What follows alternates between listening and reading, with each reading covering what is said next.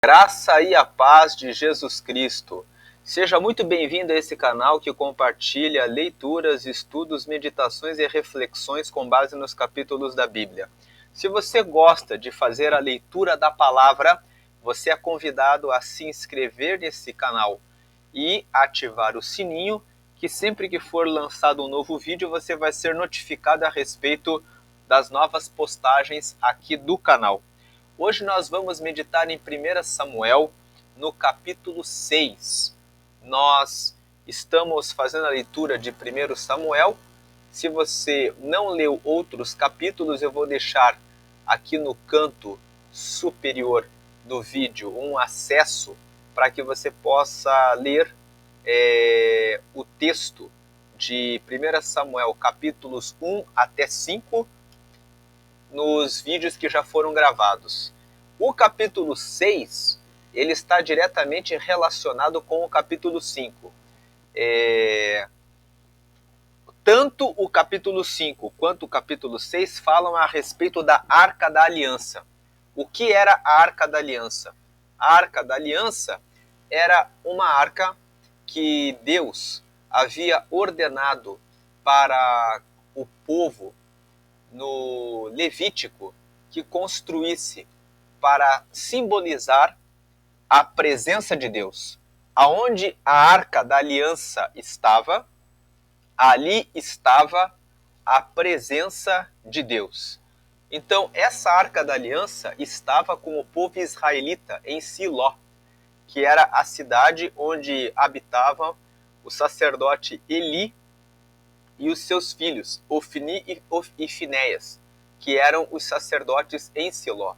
Ocorre que Eli e seus filhos não estavam cumprindo o sacerdócio de maneira adequada, e Deus trouxe uma profecia dizendo para Eli que o povo dos filisteus entraria em Israel e traria uma derrota muito grande para o povo. Isso aconteceu no capítulo 4, que nós já fizemos a leitura aqui no canal. Os filisteus entraram em guerra contra os israelitas e os filisteus derrotaram os israelitas. E eles tomaram a Arca da Aliança e levaram para as suas terras.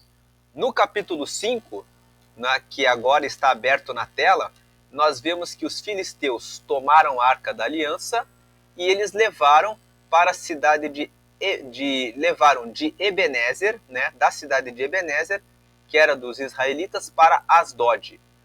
Quando essa Arca da Aliança chegou em Asdod, eles meteram a arca na casa de Dagon, o deus dos filisteus. Só que de madrugada, no dia seguinte, o Dagon estava caído com o rosto em terra diante da arca do Senhor. Então eles tomaram o Dagon e tornaram a colocá-lo no seu lugar. Só que no dia seguinte, de madrugada, logo pela manhã, o Dagon estava caído com o rosto em terra diante da arca do Senhor, e a cabeça e ambas as palmas das suas mãos estavam cortadas sobre o limiar. Somente o tronco ficou a Dagon. Então, os sacerdotes de Dagon e os que entram na casa de Dagon, em Asdod, não pisavam mais no limiar do templo de Dagon. Acontece que Deus não se agradou da postura dos filisteus. Então, Deus lançou sobre eles hemorroidas. E todo o povo de Asdod e em volta ficaram com hemorroidas. Então o povo de Asdod disse o seguinte: não fique conosco a arca do Deus de Israel, porque a mão dele é dura sobre nós e sobre Dagon, nosso Deus. Então eles mandaram a arca para a cidade de Gate, que é uma outra cidade dos filisteus. Acontece que a mão do Senhor veio contra Gate também, contra aquela cidade, e eles também tiveram hemorroidas. Então eles pegaram a arca e mandaram para uma terceira cidade, chamada Ecrom. Quando a arca chegou até Ecrom, o pessoal de Ecrom que já sabia o que tinha acontecido nas cidades de Asdod e de Gate, disseram assim: transportaram para nós a arca do Deus de Israel para nos matarem, a nós e ao nosso povo. E enviaram e congregaram os príncipes dos filisteus e disseram: enviemos a arca de Israel e torne para o seu lugar, para que não mate nem a nós, nem ao nosso povo, porque havia mortal vexação em toda a cidade. E a mão de Deus muito se agravara ali. E os homens que não morriam eram tão feridos com hemorroidas que o clamor da cidade subia até o céu. Então, o capítulo 5 fala que a presença de Deus na Arca da Aliança, quando passou pela cidade de Asdod, pela cidade de Gate e pela cidade de Ecrom, levou o povo dos filisteus a ficarem com hemorroidas. Agora nós vamos entrar na leitura do capítulo 6 e na meditação de hoje, que é o propósito desse vídeo. Falar a respeito da importância de se respeitar a presença de Deus, a importância de se respeitar a soberania, a glória do Deus que criou os céus e que criou a terra. Então, aqui, nessa Bíblia que nós estamos lendo, que é a versão Almeida Revista e Corrigida, tem um título, que os filisteus enviam a arca para fora da sua terra. Então, os filisteus não queriam mais a presença de Deus representada ali, que estava ali na Arca da Aliança, na sua terra, por causa do mal que acontecia com eles quando eles ficavam com a Arca da Aliança. Vamos ler aqui o versículo 1. Havendo, pois, estado a Arca do Senhor na terra dos filisteus 7 meses, então aqui nós temos uma informação que completa o capítulo 5. A arca ficou durante 7 meses, rodando entre Asdod, Gate e Ecrom. Versículo 2. Os filisteus chamaram os sacerdotes e os adivinhadores, dizendo: que faremos nós da arca do Senhor? Fazei-nos saber como a tornaremos a enviar ao seu lugar. Então, a dúvida que os filisteus tinham era: como que nós vamos devolver a arca da aliança para o povo de Israel? E eles foram consultar os seus sacerdotes e os seus adivinhadores. Versículo 3. Os quais disseram, então esses sacerdotes disseram assim: se enviardes a arca do Deus de Israel, não a envieis vazia, porém, sem falta lhe enviareis uma oferta para a expiação da culpa, ou seja, para limpar a culpa. Então sereis curados, e se vos fará saber, porque a sua mão se não tira de vós. Então, o versículo 3 fala que os sacerdotes disseram para que eles colocassem a arca, mas para que eles colocassem presentes para devolver para Israel, para que as hemorroidas que eles tinham, que estava no corpo deles, fosse curada. Aí versículo 4. Então disseram: qual é a expiação da culpa que lhe havemos de oferecer? Ou seja, eles perguntaram: o que nós vamos oferecer para que a nossa culpa seja limpa, seja justificada?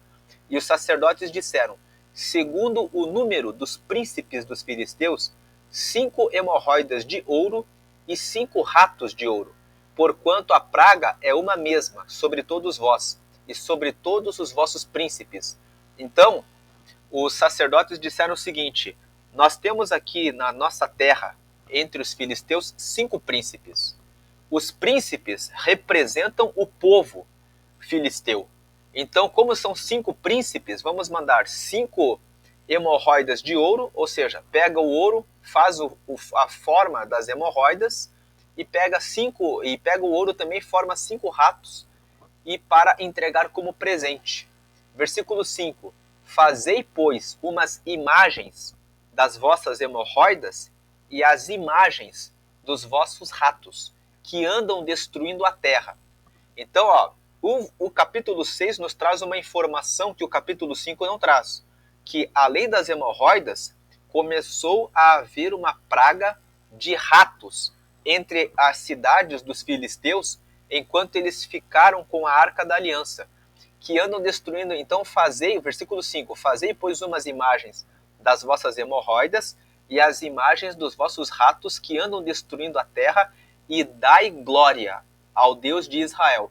Porventura aliviará a sua mão de cima de vós, e de cima do vosso Deus, e de cima da vossa terra. Então os sacerdotes disseram: se vocês entregarem imagens das hemorroidas e dos ratos, em número de 5, porque são 5 príncipes, é provável, e derem glória ao Deus de Israel, né? Então ele vai, é possível que ele alivie o castigo que está posto sobre vocês. Versículo 6. Por que, pois, endureceríeis o coração, como os egípcios e Faraó endureceram o coração? Porventura, depois de os haverem tratado tão mal, não os deixaram ir e eles não se foram? Então, no versículo 6, os sacerdotes e os adivinhadores filisteus dizem para os príncipes: olha o que aconteceu com esse povo lá no Egito. O Faraó endureceu o coração e não quis deixar que eles fossem embora. No final das contas, o Egito recebeu 10 pragas, e a última praga, que foi a morte dos primogênitos, todos os primogênitos, né, os filhos mais velhos, tanto das pessoas, dos egípcios, quanto dos animais, morreram, caíram mortos.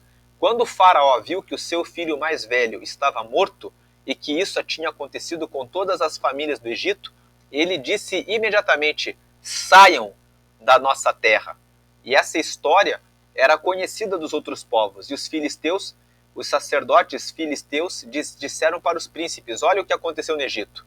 Aconteceu isso, então entreguem os presentes para eles. Versículo 7. Agora, pois, tomai e fazei-vos um carro novo, e tomai 2 vacas que criem, sobre as quais não tenha subido o jugo, e atai as vacas ao carro, e levai os seus bezerros de após elas para casa. Versículo 8. Então, tomai a arca do Senhor e ponde-a sobre o carro, e metei num cofre ao seu lado as figuras de ouro que lhe haveis de oferecer em expiação da culpa, e assim a enviareis para que se vá. Então veja, os sacerdotes disseram assim: peguem 2 bois, atrás dos bois, né, peguem 2 vacas, atrás das vacas coloquem os seus bezerros, entre as 2 vacas coloquem uma estrutura, para servir como um carro entre essas 2 vacas. E em cima desse carro, coloquem, né, peguem vacas que sejam novas, que não tenha subido o jugo, quer dizer, vacas que nunca tinham carregado alguma coisa, vacas completamente virgens de terem carregado alguma coisa, vamos dizer assim. E aí ele falou assim: atem as vacas no carro, levem os seus bezerros, coloquem a arca em cima do carro e do lado coloquem um cofre e coloquem as figuras de ouro com as hemorroidas e as 5 figuras de ratos feitas de ouro para a limpeza dos seus pecados, e enviem desse jeito para que volte para Israel. Versículo 9. Vede então, se subir pelo caminho do seu termo a Bet-Semes, foi ele que nos fez este grande mal. E se não, saberemos que não nos tocou a sua mão, e que isso nos sucedeu por acaso. Então veja, o versículo 9, os sacerdotes recomendaram que eles colocassem as 2 vacas, colocassem um carro em cima das vacas, em cima do carro colocassem a arca da aliança, do lado da arca um cofre com as 5 figuras de hemorroidas e 5 ratos feitos de ouro para limpar os seus pecados. E eles disseram o seguinte, eles fizeram um desafio, uma prova. Se as vacas forem seguir o caminho direto para a cidade de Bet-Semes, Bet-Semes era a primeira cidade dos israelitas ali do lado. Eles disseram assim: nós saberemos que essas hemorroidas e essa praga dos ratos veio sobre nós como castigo de Deus. Porém, se as vacas não forem direto para Bet-Semes, então nós saberemos que isso aconteceu por acaso. Versículo 10. E assim fizeram aqueles homens, e tomaram 2 vacas que criavam, e as ataram ao carro, e os seus bezerros encerraram em casa. Versículo 11. E puseram a arca do Senhor sobre o carro, como também o cofre, com os ratos de ouro e com as imagens das suas hemorroidas. Versículo 12. Então as vacas se encaminharam direitamente pelo caminho de Bet-Semes e seguiam um mesmo caminho, andando e berrando, sem se desviarem nem para a direita nem para a esquerda, e os príncipes dos filisteus foram atrás delas até ao termo de Bet-Semes. Então, da leitura desses versículos 10, 11 e 12, nós vemos que as duas vacas seguiram de maneira perfeita diretamente para Bet-Semes, mostrando para o povo filisteu que a praga das hemorroidas e dos ratos havia sobrevindo sobre eles como consequência de carregarem a Arca da Aliança. Agora, no versículo 13 em diante, nós vemos o momento em que a arca chega a Bet-Semes. Versículo 13. E andavam os de Bet-Semes fazendo a cega do trigo no vale. Ou seja, eles estavam em época de colheita, e levantando os olhos, viram a arca, e vendo-a, se alegraram. Versículo 14. E o carro veio ao campo de Josué, o Bet-Semita, e parou ali. E ali estava uma grande pedra, e fenderam a madeira do carro, e ofereceram as vacas ao Senhor em holocausto. Então veja, eles pegaram as vacas, ofereceram como sacrifício para Deus, quebraram o carro de madeira para que pudessem pegar a Arca da Aliança. Versículo 15. E os levitas, desceram a Arca do Senhor, como também o cofre que estava junto a ela, em que estavam as obras de ouro, e puseram-nos sobre aquela grande pedra. E os homens de Bet-Semes ofereceram holocaustos e sacrificaram sacrifícios ao Senhor no mesmo dia. Versículo 16. E vendo aquilo, os 5 príncipes dos filisteus voltaram para Ecrom no mesmo dia. Então veja que os príncipes dos filisteus, eles foram atrás, de longe, prestando atenção em que aconteceria com relação àquelas vacas e com relação ao cofre de ouro. E quando eles viram que os israelitas receberam a Arca da Aliança, sacrificaram as 2 vacas e colocaram ali em cima da pedra de Bet-Semes, na casa de Josué, a Arca da Aliança, eles foram embora, voltaram para Ecrom. Versículo 17. Estas, pois, são as hemorroidas de ouro que enviaram os filisteus ao Senhor em expiação da culpa. Por Asdod uma, por Gaza outra, por Asquelon outra, por Gate outra, por Ecrom outra. Então veja que o capítulo 6 nos traz a informação de que as 5 cidades principais dos filisteus eram essas: Asdod, depois Gaza, depois Asquelon, depois Gate e depois Ecrom. Gate, por sinal, era a cidade de onde Golias era. Golias era da cidade de Gate, ele era filisteu da cidade de Gate.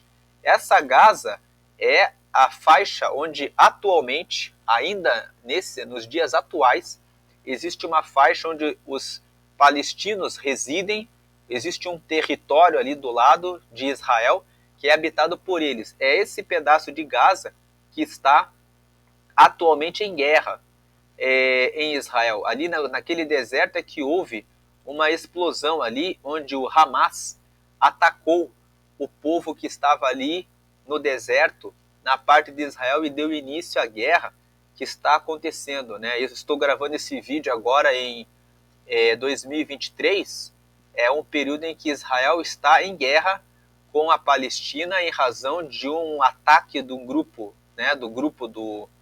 do Hamas, nessa faixa, nesse território de Gaza. Versículo 18. Como também os ratos de ouro, segundo o número de todas as cidades dos filisteus, pertencentes aos 5 príncipes, desde as cidades fortes até as aldeias e até Abel, a grande pedra sobre a qual puseram a arca do Senhor, que ainda está até o dia de hoje no campo de Josué, o Bet-Semita.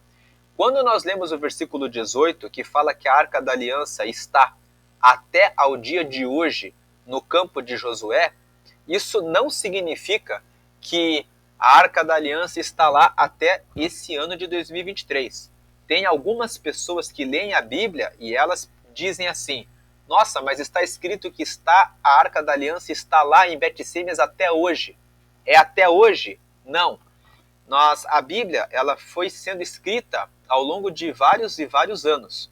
Então, Quando está escrito aqui que a Arca da Aliança está até o dia de hoje no campo de Josué, o Bet-Semita, significa que quando esse capítulo da Bíblia foi escrito, até o escritor de 1 Samuel atribui-se a autoria dos primeiros capítulos de 1 Samuel a ele próprio. E depois se diz que os seus discípulos acrescentaram, continuaram contando o restante das histórias. Dizem que quem escreveu 1 Samuel foi depois Natã e depois Gade, que eram outros profetas. Então, Samuel, quando ele escreveu esses primeiros capítulos, ele escreveu o que estava acontecendo, né? Até o dia que ele escreveu o capítulo 6, a Arca da Aliança estava no campo de Josué, o Bet-Semita. Versículo 19. E feriu o Senhor os homens de Bet-Semes, porquanto, porquanto, é o mesmo que porque, né? Olharam para dentro da Arca do Senhor, até ferir do povo 50.070 homens. Então o povo se entristeceu, porquanto o Senhor fizera tão grande estrago entre o povo. Versículo 20. Então disseram os homens de Bet-Semes: quem poderia estar em pé perante o Senhor, este Deus santo, e a quem subirá desde nós? Ou seja, quando o povo, veja uma coisa, o povo de Bet-Semes era o povo israelita. Eles eram da parte do Senhor. Quem foi até lá para tomar a arca foram os levitas, que eram justamente o povo que tinha sido separado para realizar o trabalho de adoração e de louvor a Deus. Só que eles colocaram a arca no campo de Josué, numa pedra, e os homens de Bet-Semes começaram a ir até a arca e colocar o rosto para olhar para dentro da arca.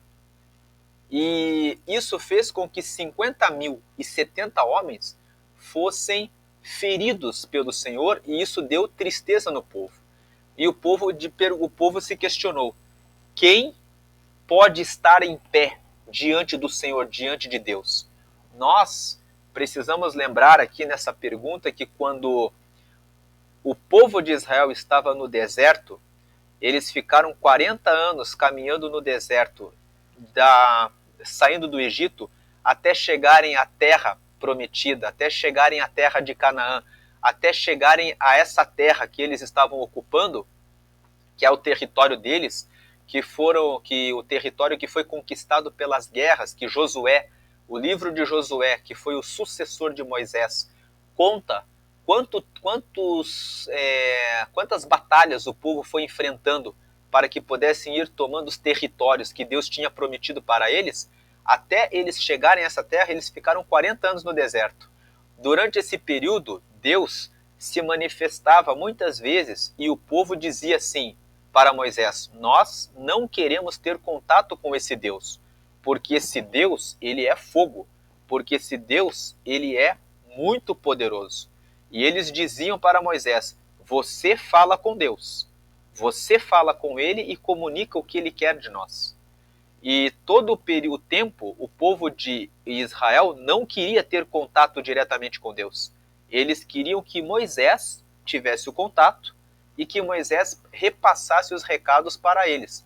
Então, quando o povo de Bet-Semes, aqui no versículo 20, fala: quem poderia estar em pé perante o Senhor, este Deus santo? É como se eles estivessem dizendo: é terrível estar diante da presença de Deus. Deus é muito santo, ele é separado, ele é muito elevado.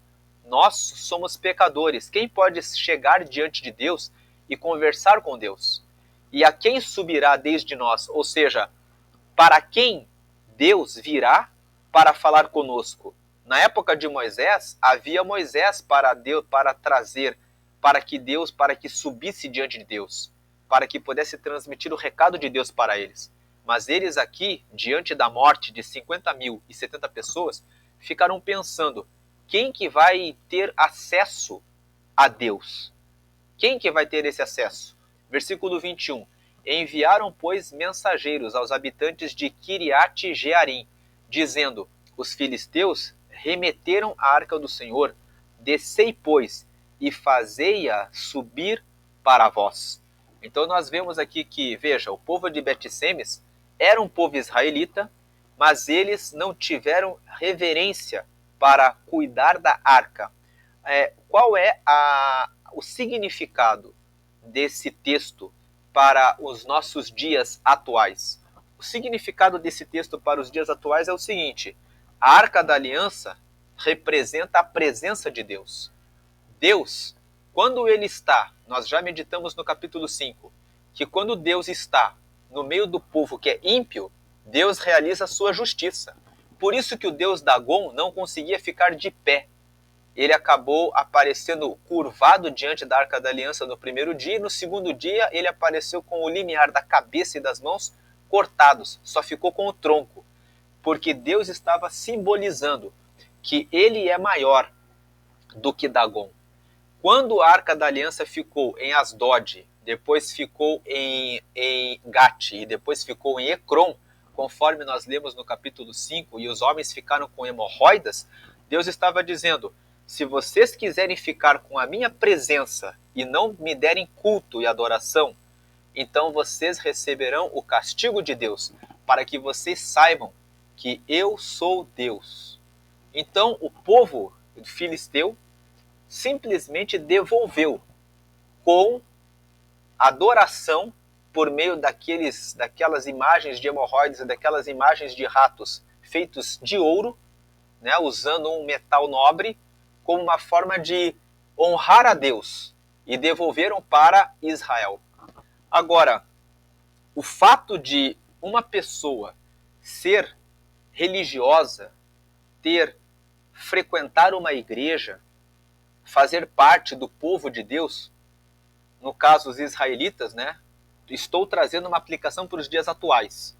Se uma pessoa frequenta a igreja, diz que aceitou a Jesus, diz que é batizada nas águas, e ela fica frequentando a igreja, só o fato dela estar na igreja, o fato dela dizer que faz parte do povo de Deus, não é suficiente para que ela seja reconhecida verdadeiramente como filho de Deus.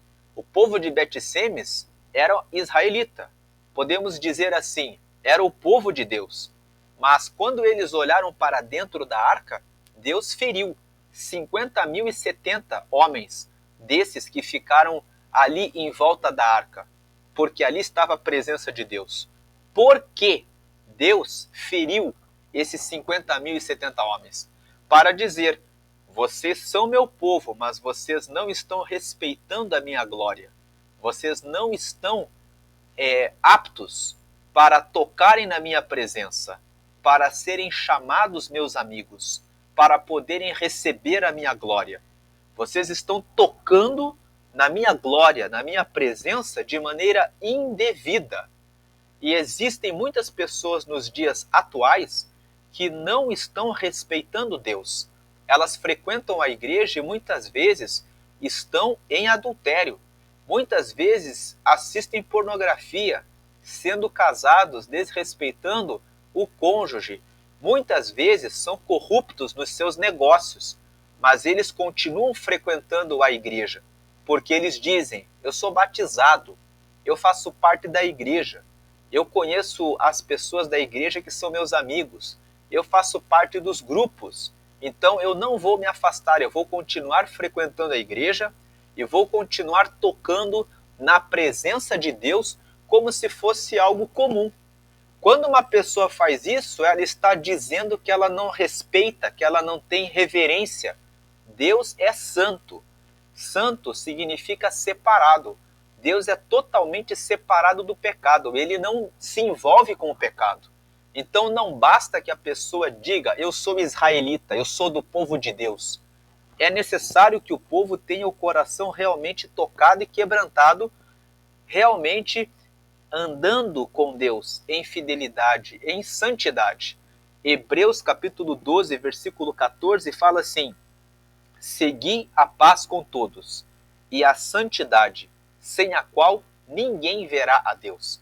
Sem santidade, que é a qualidade de você ser santo, de você se separar do pecado para seguir a Deus, você não pode tocar na glória de Deus.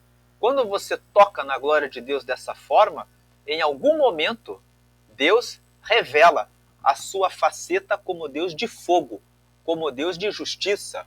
Lá no Apocalipse, quando João estava na ilha de Pátimos, ele teve uma visão. O Senhor apareceu para ele e apareceu vestido de branco, cingido com um cinto de ouro, com os pés como latão, que brilhavam como latão reluzente, e os seus olhos eram como chamas de fogo. João descreve assim o Senhor. E esses olhos de fogo representam que nada escapa aos olhos de Deus. No livro de Salmos 139, nós vemos o salmista escrevendo a respeito de Deus que para onde me irei da tua presença? Se eu for nas alturas, o Senhor ali está. Se eu for no mais profundo do mar, também o Senhor ali está. Então, o salmista fala que Deus está em todos os lugares porque foi Ele que criou os céus e a terra. Ele conhece tudo e nada fica em oculto aos seus olhos. Quando o povo de Bet-Semes viu que o Senhor matou ali, feriu 50.070 homens, eles ficaram tristes e aí eles puseram a mão na consciência e pensaram: a quem Deus subirá desde nós? Então, diante do estrago que foi feito na cidade, eles, percebendo que receberam aquele castigo em razão de não estarem prontos para acessar a honra e a glória de Deus e a majestade de Deus, resolveram pegar a Arca da Aliança e mandaram mensageiros para a cidade vizinha, Kiriat Jearim, dizendo: olha, os filisteus devolveram a Arca do Senhor, agora desçam aqui e peguem para vocês. E dá para ver aqui pelo texto que era uma cidade que ficava em uma região na parte superior, porque eles disseram assim: ó, desçam aqui e peguem a arca e façam subir aí para vocês. Então, quando a pessoa não respeita o sagrado, o que é santo, ela não respeita a santidade de Deus, ela recebe o castigo de Deus, porque Deus não deixa que a sua glória seja tocada e envergonhada para sempre. Nós vemos que em alguns momentos, em algumas ocasiões, algumas pessoas vivem dentro da igreja fazendo muitas coisas erradas, até que chega o dia em que, de repente, o pecado, a máscara é arrancada, o pecado é revelado. As pessoas caem em algum momento com uma doença grave. Eu já vi pessoas que ficavam na igreja em adultério e dizendo: Deus não faz nada. Até que em um dado momento elas contraíram um câncer e depois elas ficaram num leito ali falando: Deus, por que isso aconteceu comigo? Depois elas mesmas confessam que estava num momento de muita dor e sofrimento e pedi a Deus que me respondesse por que dessa doença, e Deus me fez lembrar do meu pecado. Então elas se arrependem. Uma dessas pessoas conseguiu uma cura uma vez e dizendo que depois de sofrer muito, muito, muito, eu pedi perdão a Deus e Deus me perdoou. Mas tem muitas pessoas que não respeitam a glória de Deus. O capítulo 6 de 1 Samuel nos traz essa mensagem. Não basta você estar na igreja e dizer que você é povo de Deus. O povo de Bet-Semes era israelita. É necessário que você respeite o sagrado. É necessário que você respeite a glória de Deus. É necessário que você busque santidade para que você siga a Deus com verdade. Jesus disse que lá para Nicodemos, que é necessário que aquele que segue a ele, siga a ele em espírito e em verdade. Aliás, não foi para Nicodemos, foi para a mulher samaritana. Foi João, o Evangelho de João, capítulo 4, versículo 23 e versículo 24. Deus é espírito e importa que os seus adoradores o adorem em espírito e em verdade. O que é adorar em espírito? Nós temos os nossos pensamentos, nós temos as nossas... o nosso espírito precisa adorar a Deus, porque tem pessoas que externamente elas têm aparência de que são povo de Deus, mas você não sabe o que passa no interior dessa pessoa. Só o espírito do homem sabe o que vai dentro do espírito dele. Paulo escreveu a respeito disso na primeira carta aos Coríntios, dizendo que o espírito o espírito do homem sabe o que vai no espírito do homem, assim como o Espírito Santo, que é o Espírito de Deus, sabe qual é a vontade de Deus. Então, é necessário que a adoração a Deus seja em espírito e em verdade. Em verdade significa tudo aquilo que você faz para Deus, as obras que você realiza, se você oferta, se você dizima, se você faz visita para idosos, para orfanatos, se você faz visita aos hospitais, se você faz parte de algum grupo que realiza louvores a Deus, tudo aquilo que você faz para Deus precisa ser feito com verdade, com a sinceridade de honrar e adorar a Deus, não de qualquer maneira. O povo de Bet-Semes pegou a arca e pensou: estamos aqui com a presença de Deus, estamos com Deus, vamos receber as bênçãos de Deus. Ao invés de receberem as bênçãos, receberam o estrago, porque não se santificaram e não respeitaram aquilo que é sagrado. Agiram profanando o sagrado, tornando o sagrado como algo sem valor, como algo comum. Colocaram sobre uma pedra na casa de Josué, na casa de campo de Josué, e ficaram ali tocando nas coisas de Deus. Como você tem se relacionado com seu marido, com a sua esposa? Como você tem cuidado da sua família, dos seus filhos? Como você tem cuidado dos seus animais? Você que tem um cachorro, um gato, um pom, um periquito, você tem cuidado bem? São criaturas de Deus. Como você tem se relacionado com o meio ambiente? Você tem cuidado da natureza?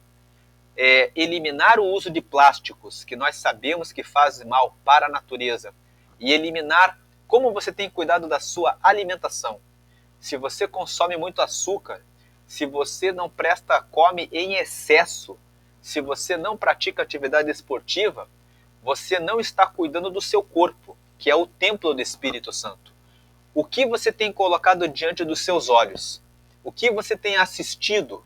Aquilo que você vê está honrando ou desonrando a Deus? Lá no livro de Provérbios, a Bíblia fala sobre a importância de cuidar com os olhos, que eles olhem direito, que eles olhem bem. Então, todas essas questões, para onde os seus pés têm levado você? Onde você tem colocado os seus pés? Em lugares que honram a Deus ou em lugares que honram Satanás? Quando você idolatra pessoas ou lugares, existem pessoas que chegam a acompanhar atividades esportivas em uma dimensão de idolatria. Eles não têm a questão de de ver um esporte como uma coisa de lazer, mas é a vida da pessoa. A pessoa fica 24 horas pensando nisso. Ela é capaz de deixar de ir em um culto de adoração a Deus para assistir aquelas partidas, assistir aqueles eventos. Então, quando a pessoa deixa um compromisso que ela já tem com Deus para seguir uma paixão que ela tem, seja por um time, seja por um artista, seja por um evento, seja ele qual for, até mesmo pelo trabalho, quando a pessoa tem a chance de não fazer aquele trabalho naquele momento, respeitando aquele horário do culto, ela está mostrando que ela considera o sagrado como de menor valor. Então ela mostra que ela idolatra algo terreno que toma o lugar de Deus. Então, como você tem tratado o sagrado? Como você tem tratado o Senhor? O Senhor é o Deus que criou os céus e a terra, que é digno de toda honra, toda glória, todo louvor, toda exaltação, porque Ele tem todo o poder, é soberano e governa sobre tudo. Se você quer seguir a Ele, siga Ele em espírito e em verdade. Seja realmente sincero. Apareça diante de Deus sem cera, sem máscara, sem uma falsidade. Porque como o salmista escreveu no Salmo 139, Se eu for nas alturas, o Senhor ali está. Se eu descer as profundezas, ali também o Senhor está. Para onde me irei da tua presença? O Senhor conhece todas as coisas. Respeite o sagrado. Respeite aquilo que Deus criou. Respeite, seja um exemplo no trato com seu cônjuge, com seus animais, com os seus filhos, com seus colaboradores, com os seus patrões, no seu relacionamento com a sociedade, na cidade em que você vive, na sua vizinhança, seja um exemplo e modelo que revela a glória de Deus na sua vida, e respeite todos os relacionamentos que você tem e os pactos que você fez com Deus, porque Deus merece honra e ele não aceita que o nome dele e que a glória dele sejam profanados. Certamente que o Senhor, em algum momento, realiza juízo para mostrar que ele é Deus. Essa é a palavra de hoje, né? Que nós possamos refletir como temos seguido ao Senhor, se temos respeitado o Senhor ou se temos de alguma forma falhado com Deus em relação ao que temos feito com a sua obra, no relacionamento com Ele. Que o Espírito Santo nos ajude a seguir a Ele em espírito e em verdade. Deus abençoe a todos. Se essa palavra fez sentido para você, curte o vídeo e também compartilha para que outras pessoas possam se conectar com esse canal e com as meditações na palavra de Deus. Fiquem na paz de Jesus Cristo. Amém, amém.